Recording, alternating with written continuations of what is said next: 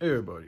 So I wasn't going to speak on this because I'm trying to be a little bit more reserved with some of the things I choose to share online, but because it's really this thing with Biden, like I usually don't even watch a lot of these fucking political shits online.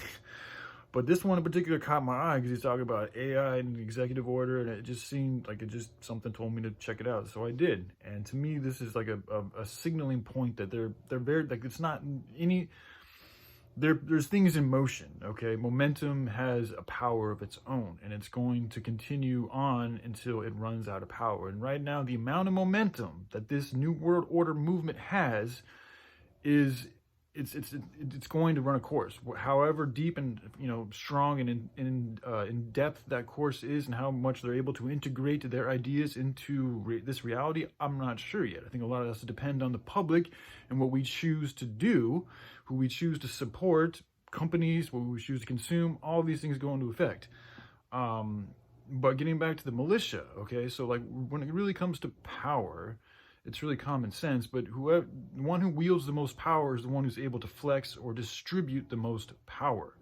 So because our military right now is under the command of in my opinion, a corrupt political organization and government, we cannot rely on them for security. We cannot rely on them to fight the good fight. We cannot rely on them to protect us as they're supposed to. And it's questionable. Police officers, I really don't know because I don't really I don't have very much experience with police officers.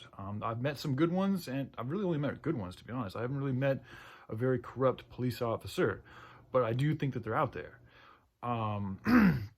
And what's happened here in Portland, defunding the police has only risen crime. So that's definitely not a solution to the problem. I don't know what the fuck they're thinking. Again, I feel like this is a nefarious design to create more chaos and to do it in this libertarian way. To like, oh, let's try to like let there not be much cops. And maybe by not being as many cops, there won't be as much crime. And that ended up not being true at all.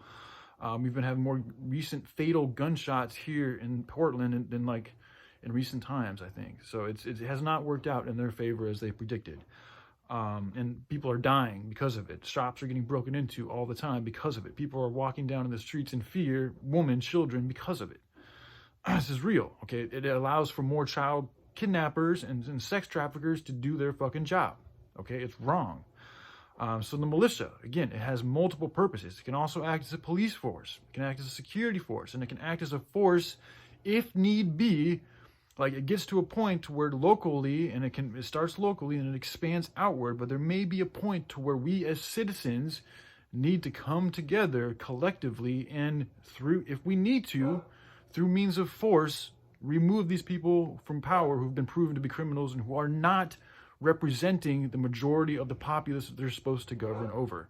Okay, this is another thing the militia could be used for, because that is defending the people. Because if you have criminals in power that are going to perpetuate more crime, that is a threat to the people, which means that a militia would be in good order, and it would be just for the militia to go in and to remove them. So, all right, love you guys. Y'all take care. Bye.